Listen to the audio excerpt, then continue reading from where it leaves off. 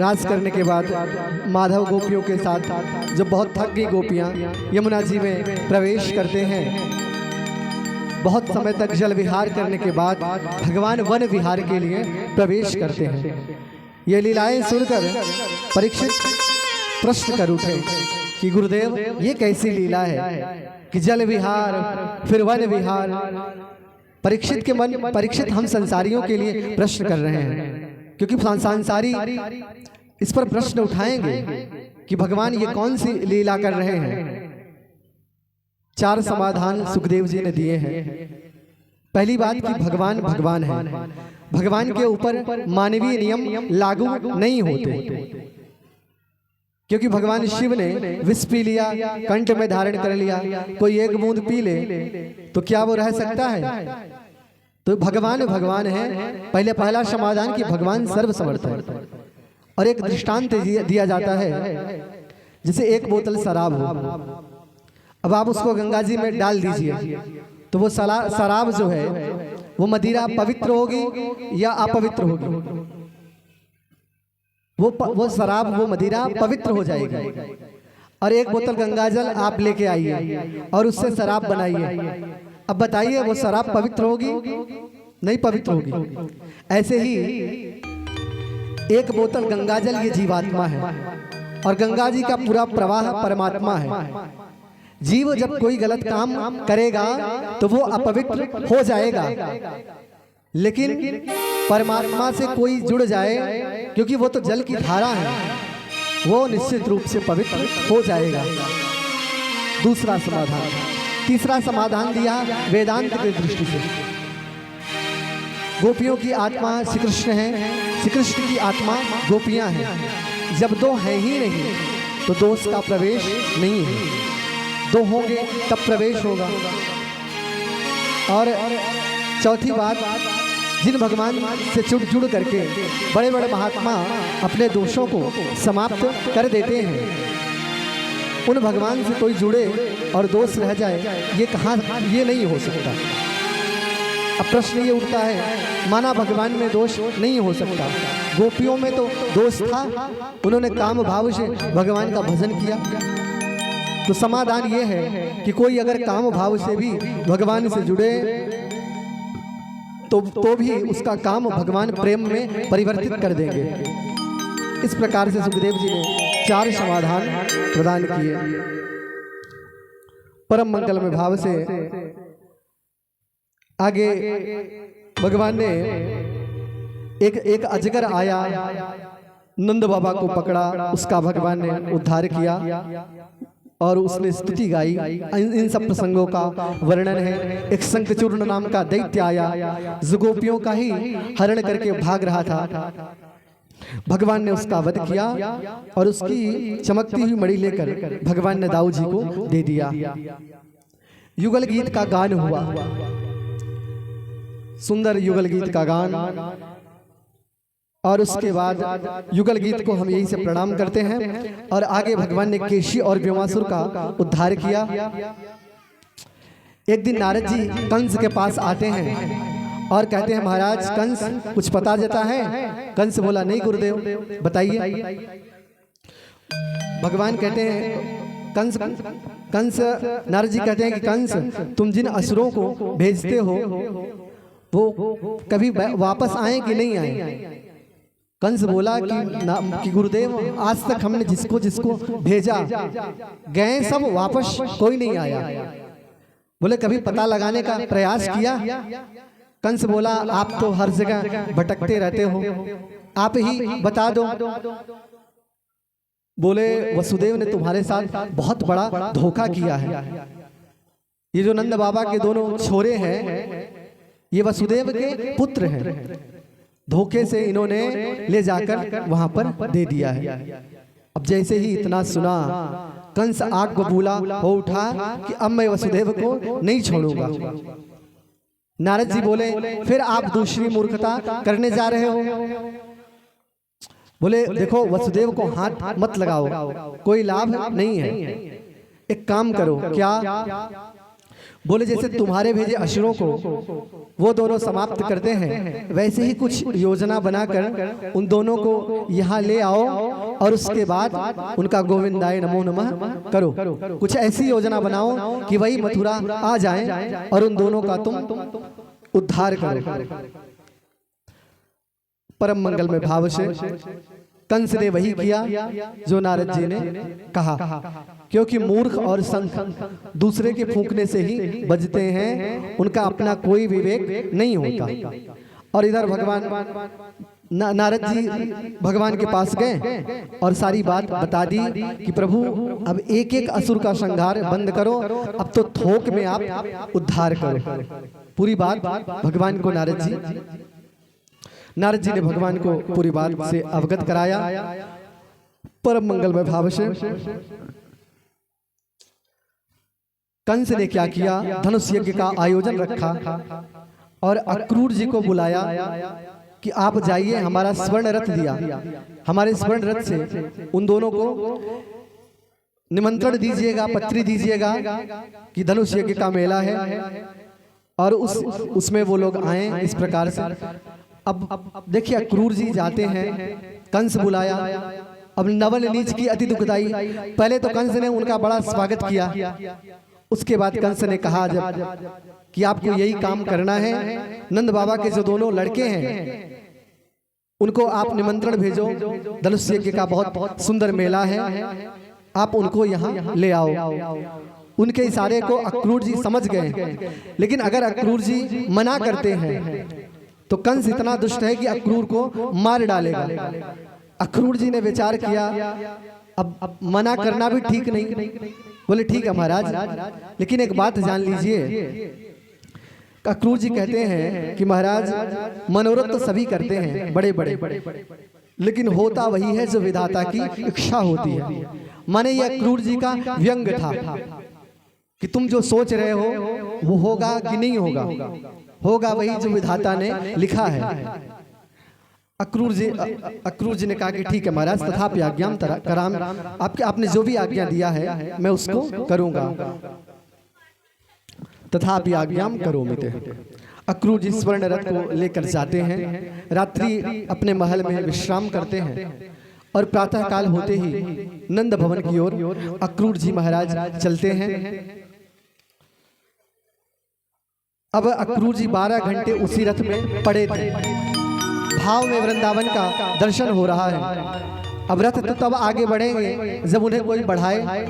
अक्रूर जी को अपना ही होशियत नहीं है, भाव में विविध दर्शन कर रहे हैं, कल्पना कर रहे हैं। अक्रूर जी भाव में यही कर रहे हैं, सोच रहे हैं कि मेरा ऐसा कौन सा सौभाग्य है कि मैंने ऐसा कौन सा दान किया था, ऐसा कौन सा तप किया था कि आज मुझे केशव के दर्शन हो गए। बड़े बड़े महात्मा जिन चरण कमलों का ध्यान करते हैं, आज उन चरण कमलों का मैं दर्शन करूंगा, मैं कितना सौभाग्यशाली हूं। इस प्रकार से अक्रूर जी विविध कल्पनाएं करते हैं। भगवान ने विचार किया कि अक्रूर जी अगर ऐसे ही सोचते रहे तो इस जन्म में ये पहुंचने वाले नहीं हैं, क्योंकि घोड़े को कोई चला नहीं रहा है। अब वो विविध कल्पनाएं कर रहे हैं। अक्रूर जी कल्पना में तब तक अक्रूर जी देखते हैं कि द्रक्ष्यामि नूनम सुकपोल नासिकम स्मृतावलोकारुण कंजलोकनम मुखम मुकुंदस्य गुणालकावृतम प्रदक्षिणम में प्रचरन्ति वै मृगाः। अक्रूर जी देखते हैं कि मृग उनके दाएं से चला जा रहा है। जाते समय यदि आपको दाईं ओर मृग दिख जाए तो ये शुभ संकेत होते हैं कि आपका काम सिद्ध होगा। अक्रूर जी देखते हैं कि मृग निकल गया, इसका मतलब दर्शन होगा। द्रक्ष्यामि नूनम सुकपोल नासिकम। अक्रूर जी सोच रहे हैं आज मैं भगवान के सुंदर कपोल, मनोहर नासिका और कमल के समान सुंदर नेत्रों का दर्शन करूंगा। इस प्रकार से बहुत सारी उनकी लंबी लिस्ट है। भगवान सोचे कि अब कुछ करना पड़ेगा, तो भगवान ने क्या किया, भगवान ने योग माया को आदेश दिया कि अक्रूर जी के रथ को आप वृंदावन पहुंचाइए। योग माया ने वही किया जो भगवान ने आदेश दिया। योग माया ने ले जाकर अक्रूर जी के रथ को वृंदावन पहुंचा दिया। ये प्रसंग ये शिक्षा देता है, अगर हम भगवान के मार्ग में बढ़ेंगे तो अगर कोई गड़बड़ी होगी तो भगवान उसको संभाल लेंगे और उस मार्ग में आगे बढ़ाएंगे। अक्रूर जी को भगवान ने वहां तक पहुंचा दिया। अब अक्रूर जी जैसे ही आए, सूर्य अस्तांचल की ओर जा रहा था, तो अभी अभी गोविंद अपनी गायों को लेकर गए थे। अब गायों की आवाज अक्रूर जी के कान में जब पड़ी, अब जाके उनकी समाधि खुली। अक्रूर जी सावधान हुए।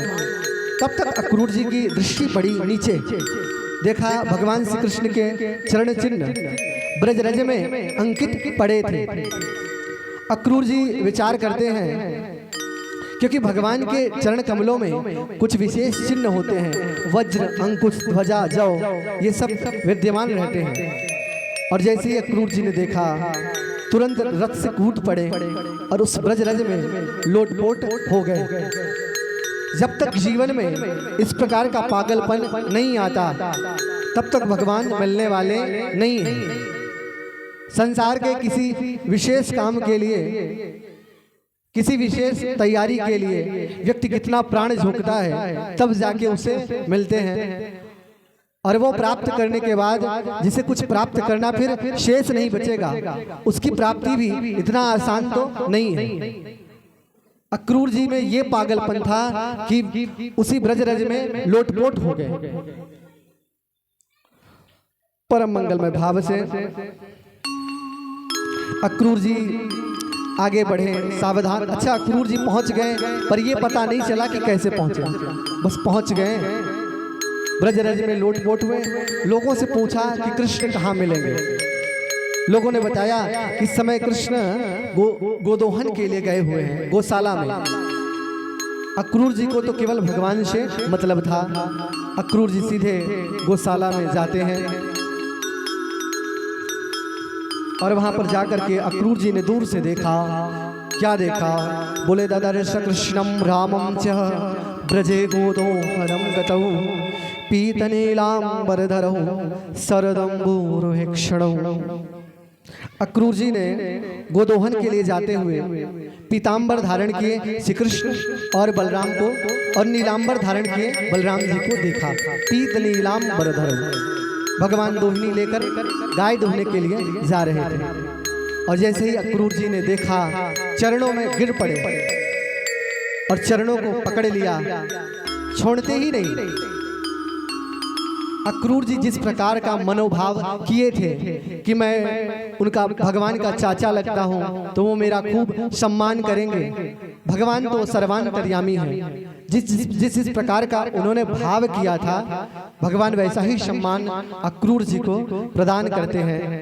चरणों में गिर पड़े, उठाकर हृदय से लगाया और आकर के नंद बाबा से परिचय कराया।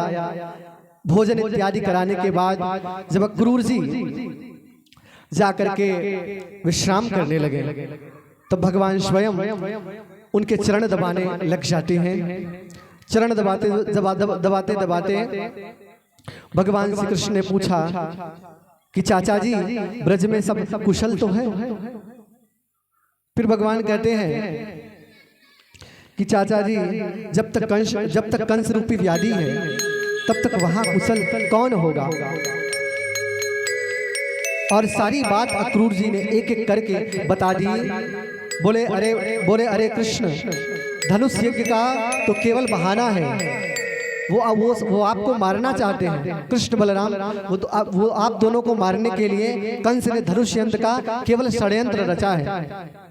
जब ये बातें भगवान श्री कृष्ण ने सुनी, बोले चाचा जी, हमें बताई तो बताई, लेकिन ये बात आप नंद बाबा को मत बताना। बाबा अगर जान जाएंगे तो वो किसी भी स्थिति में हमें जाने नहीं देंगे। अक्रूर जी बोले, कन्हैया, हम झूठ नहीं बोलते। भगवान बोले, चाचा जी, आप कुछ मत बताइए, आप ना हाँ करिए ना करिए, आगे का काम मैं स्वयं कर लूंगा, क्योंकि इस अवतार में झूठ बोलने से मेरा कोई परहेज नहीं है। और भागवत में लिखा है अक्रूर जी ने सूचना नहीं दी, स्वयं भगवान श्री कृष्ण ने जाकर अक्रूर जी को सूचना दी। भगवान ने जाकर बताया। भगवान बोले राम अवतार में मैंने सत्य बोलकर देख लिया, मिला क्या बुराई, इसलिए इस अवतार में मैं वही करूंगा जो मुझे भाएगा। इसलिए भगवान ने जाकर बताया। भगवान नंद बाबा से कहते हैं कि बाबा धनुष यज्ञ का बड़ा अच्छा आयोजन मामा कंस ने रखा है, और इतना ही नहीं सारथी भेजा है, सोने का रथ भेजा है, निमंत्रण भेजा है। अब ये बातें सुनकर नंद बाबा को बड़ा आश्चर्य हुआ। नंद बाबा बोले बेटा हमारी तो उम्र बीत गई, इतनी बार कंस को कर देने जाते हैं, न तो कभी आते समय रथ भेजा न तो कभी जाते समय। पर मनी मन नंद बाबा प्रसन्न भी हो रहे हैं कि मेरे पुत्र का यश बढ़ रहा है, लोग इतना प्रभावित हैं, लाला में कुछ तो विशेष है। नंद बाबा बोले लाला फिर बता क्या करें। बोले करना क्या है, कल हम सबको चलना है। नंद बाबा ने पूरे ब्रजमंडल में सूचना फैला दी। ये सूचना जैसे ही भगवान के सखाओं को मिली तो सब खुश हो गए, प्रसन्न हो गए कि कल हम लोग मेला देखने जाएंगे। पर गोपियों के कान में जैसे ही ये शब्द पड़े, गोपियों की नींद उड़ गई। गोपियों ने जब सुना कि भगवान मथुरा जा रहे हैं तो गोपियां कहती हैं अहो विधात स्तवन क्वचित दया संयोज्य मैत्र्या प्रणयेन देहिनः तान् साकृतार्थान् व्योनक्षपार्थकं विक्रीडितं तैर्भक्तिष्ठितं यथा।